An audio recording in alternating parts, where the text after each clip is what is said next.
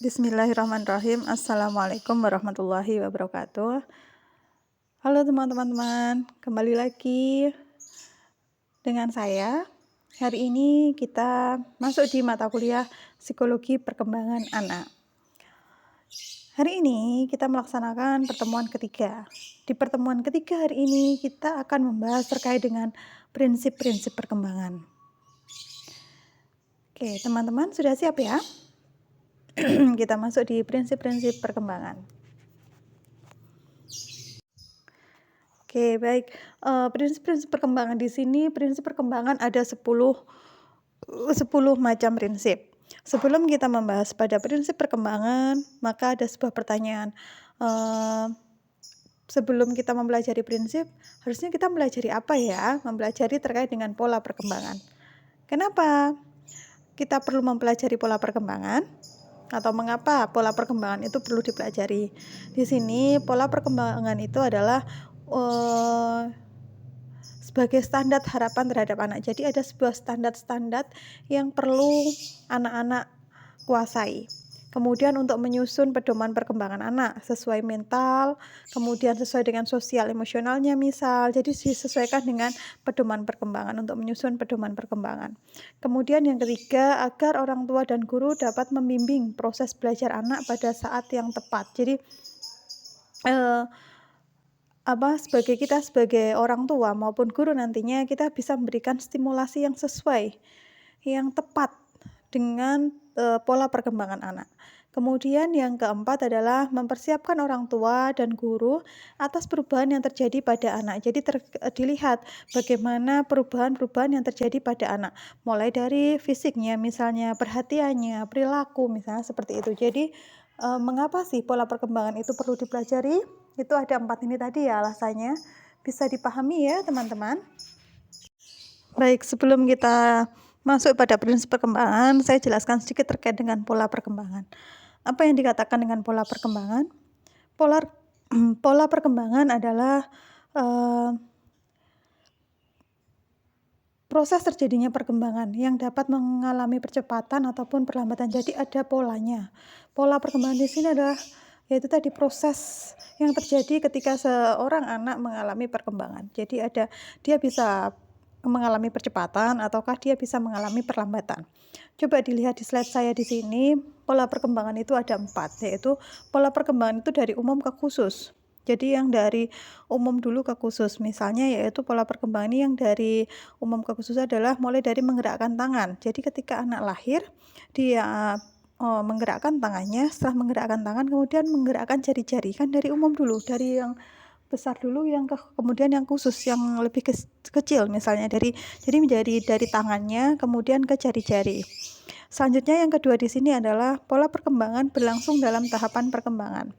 Di sini adalah pola perkembangan itu berlangsung dalam tahapan perkembangan. Tahapan perkembangan itu yang seperti apa? Tahapan perkembangan di sini ada yang namanya misalnya masa prenatal, masa neonatal, masa bayi, masa anak, masa remaja, misalnya seperti itu. Jadi ketika masa prenatal masa prenatal di sini adalah terjadinya pada saat pada saat pembuahan atau yang ada di dalam kandungan misalnya. Jadi masa prenatal adalah ketika dia di dalam kandungan, mulai dari pembuahan sampai dia di dalam kandungan. Jadi adanya pertumbuhan yang cepat pada jaringan tubuh. Kemudian yang kedua ada masa neonatal. Neonatal di sini adalah terjadi penyesuaian kehidupan di luar rahim. Jadi ketika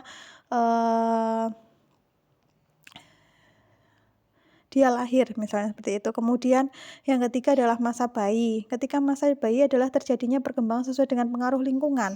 Jadi ketika anak bayi bagaimana lingkungan akan memberikan respon, bagaimana lingkungan memberikan stimulasinya. Kemudian pada masa anak terjadinya perkembangan yang cepat pada sikap, minat, dan sifatnya.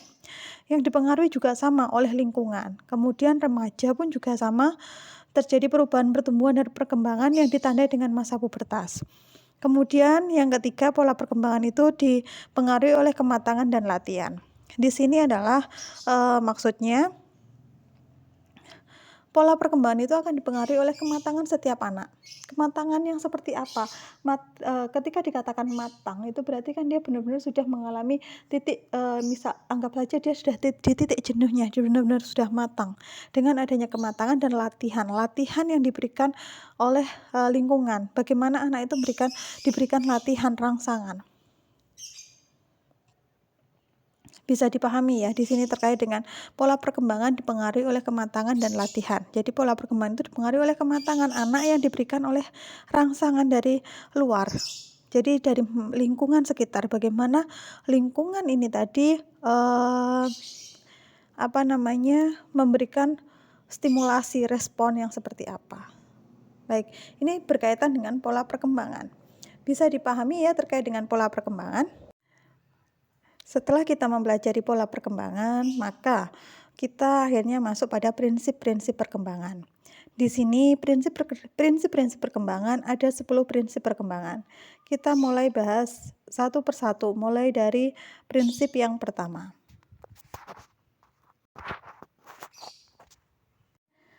Baik, prinsip pertama. Prinsip pertama di sini berkaitan dengan perkembangan melibatkan perubahan. Pertumbuhan itu melibatkan perubahan kuantitatif, sedangkan perkembangan itu melibatkan perubahan kualitatif. Maksudnya di sini adalah pertumbuhan itu berkaitan dengan ukuran, berkaitan dengan angka.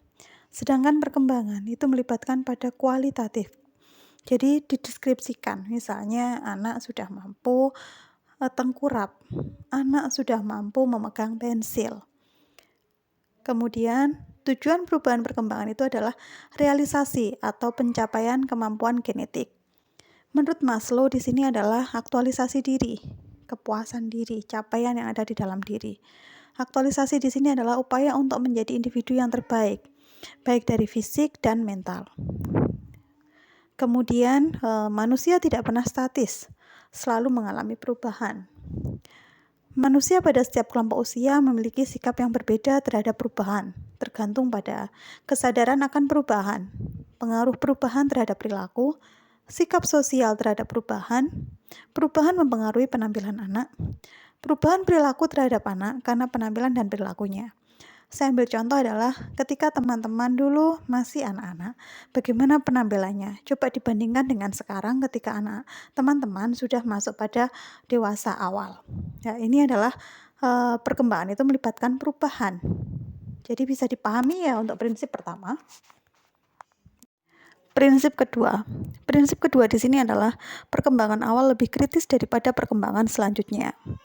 Menurut Milton, masa kanak-kanak meramalkan masa dewasa, sebagaimana pada pagi hari meramalkan hari baru.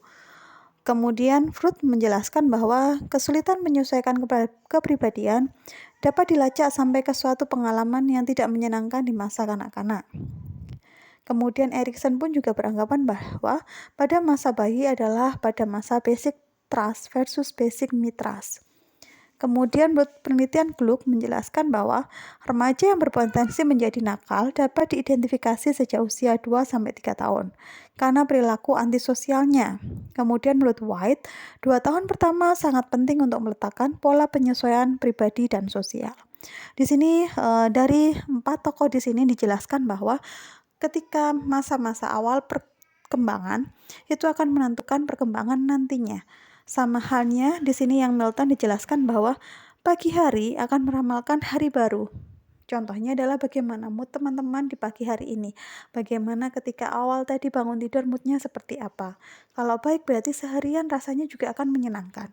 Tapi apabila teman-teman ketika bangun tidur moodnya sudah tidak baik, merasa bahwa satu hari itu tidak menyenangkan. Sama halnya ketika teman-teman dulu anak-anak, bagaimana teman-teman dulu ketika anak-anak, apakah bahagia, apakah menyenangkan, ini akan kita rasakan sampai kita nanti sekarang ini.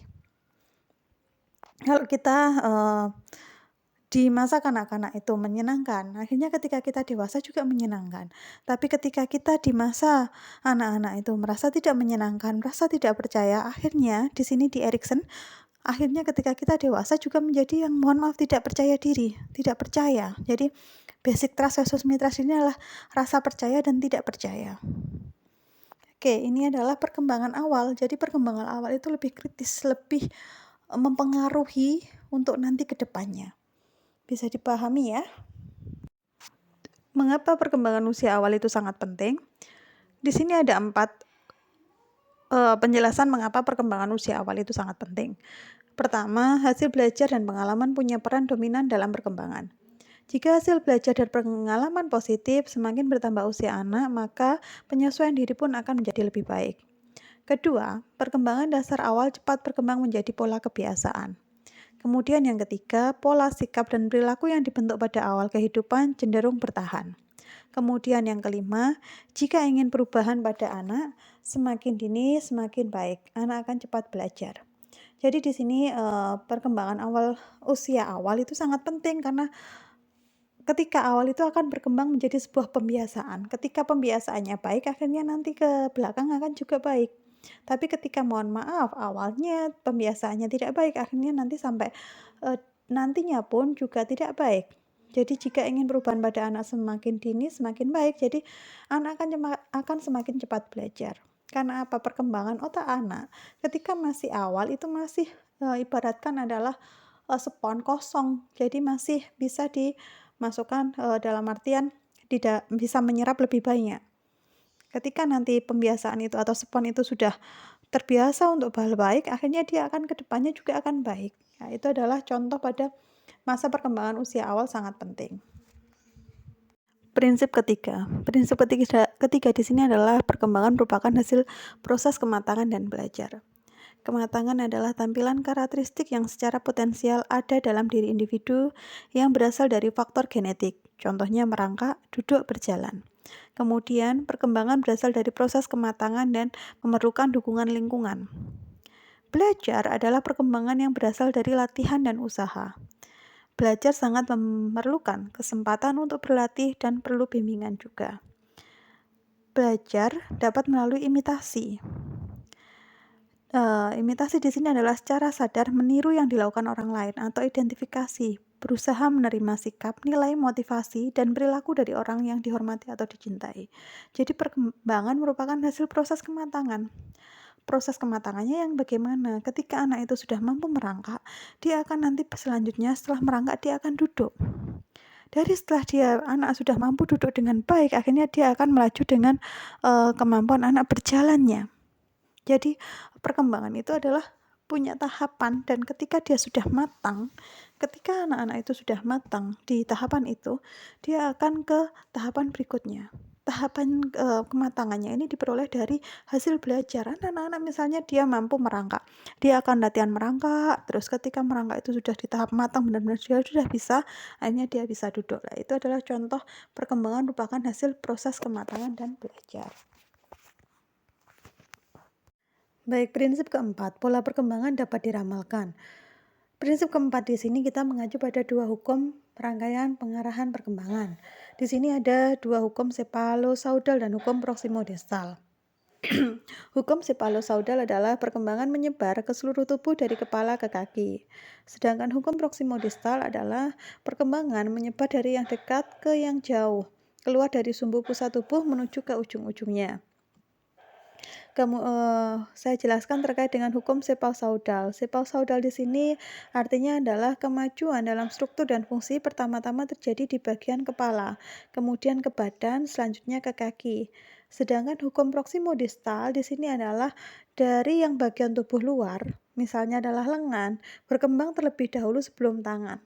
Setelah tangan nanti akan ke jari-jari. Jadi dari yang paling dekat dengan tubuh kita kan adalah lengan, setelah lengan ke tangan, setelah tangan adalah ke jari-jari.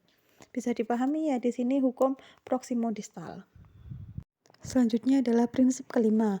Pola perkembangan mempunyai karakteristik yang dapat diramalkan. Di sini ada 2 hal yang penting adalah adanya kesamaan dalam pola perkembangan. Setiap anak mengikuti pola perkembangan yang sama. Kemudian yang kedua, perkembangan bergerak dari tanggapan umum ke tanggapan khusus. Contohnya rasa takut pada bayi umum umum, kemudian baru yang ke khusus. Perkembangan berlangsung secara berkesinambungan, tetapi tidak dengan kecepatan yang sama, bahkan bisa mundur. Berbagai bidang perkembangan dengan kecepatan yang berbeda. Contohnya perkembangan imajinasi dan penalaran.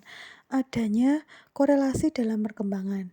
Di sini saya maksudkan adalah prinsip kelima di sini adalah pola perkembangan itu dapat mempunyai karakteristik yang dapat diramalkan. Dalam artian seperti ini, setelah anak-anak itu mampu tengkurap, akhirnya dia akan belajar duduk.